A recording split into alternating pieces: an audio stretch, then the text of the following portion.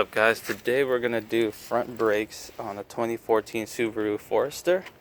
As you can quickly see, they have gone metal to metal, so I'm going to help them out and change out the front brake pads and rotors. So before we begin, first thing you want to do is pop the hood, and you want to make sure you uncap the master cylinder, because the brake fluid is going to go back in here after you compress the pistons. It'll push the brake fluid back in here. So you always want to make sure that this isn't topped off, or else you're gonna have leakage over here and you're gonna have brake fluid everywhere. So ours is looking pretty good. It's about halfway. And then the first thing you're gonna want to do is always consult your owner's manual to see where you can safely jack the vehicle up. Now with one jack you can do this one wheel at a time, and unless you have two jacks, but that's probably the best way for you guys. So let's go ahead. First we're going to take the tires off after we jack it up. And again, always use safety. Use jack stands with your floor jack. We're going to remove this. We're going to remove the caliper. We're going to remove the caliper bracket, replace the rotors, and then put fresh pads. Change out the shims also. I'm going to show you how important that is. All right.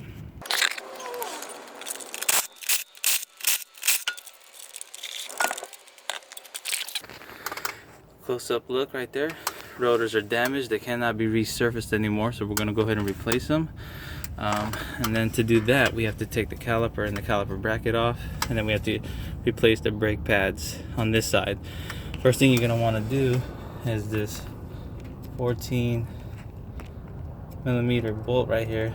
We got to take that off, and then you don't have to take that one off. So you're going to flip the caliper over and take it out, as I'll show you.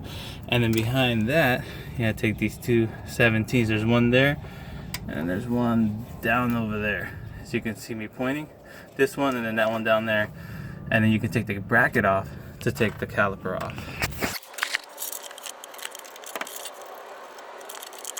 So you might have to use a screwdriver from underneath to kind of pry it up.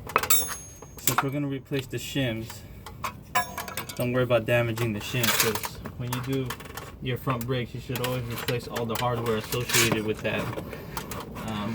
For example,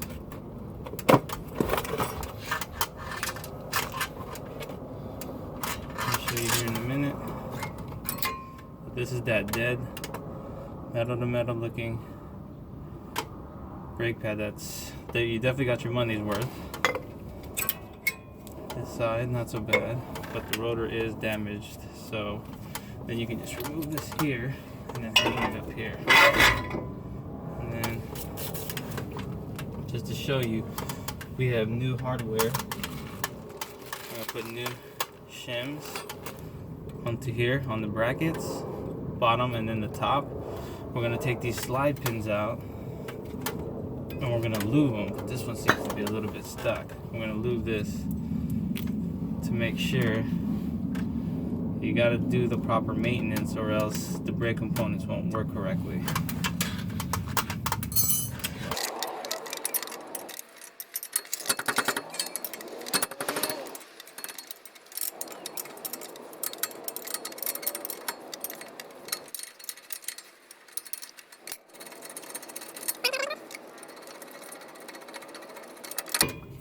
And the top caliper mounting bracket bolt. And this is the caliper bracket. We're going to replace the shims right now.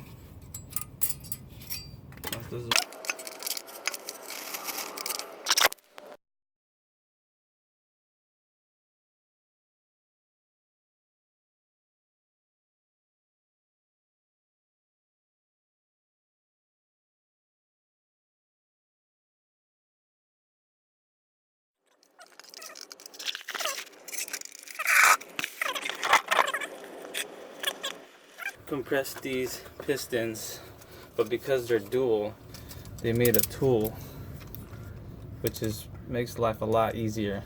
So all you got to do is slide this. Let me get it in.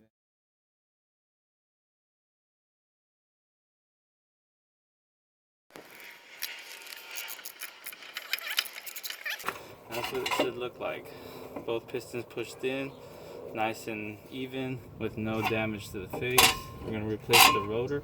Now the rotor, this one came off easily. Sometimes they could be rusted, so you can use two bolts with the right thread pitch to get in there, and you just screw it in alternately, and it'll help push it off of the hub when it's like rusted together.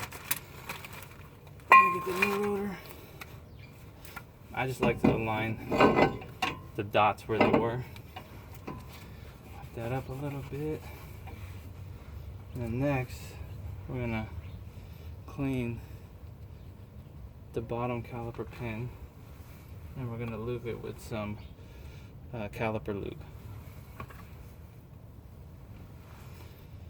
You don't have to go crazy on this, but you just want to make sure you provide a good coat. You want it to slide easily, but this is high temp grease, so it won't turn into liquid after getting hot, because the brakes get really hot.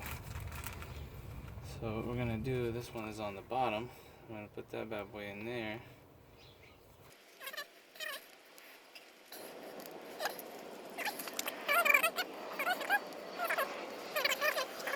First, before I do that, I'm going to show you what the brake fluid level looks like now that I've compressed the caliper. You see how it's gone up from the beginning? So that's why you want to take the cap off, just in case you're full. You don't want to spill.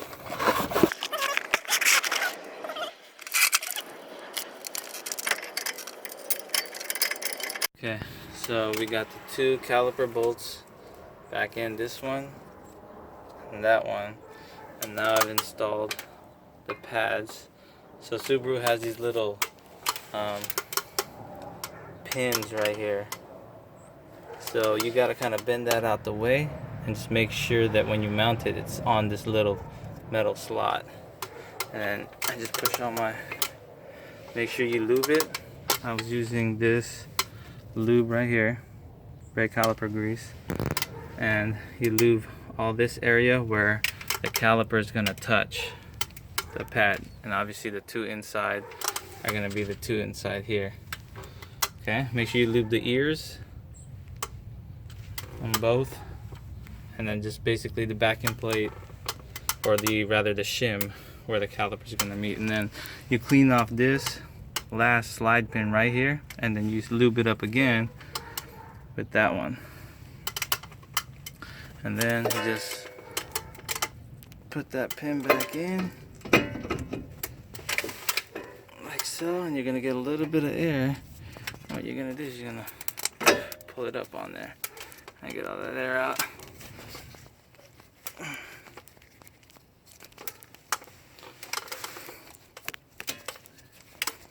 There we go. Push that pin in, get everything lined up. Everything looks nice and pretty and lubed. And that's pretty much it.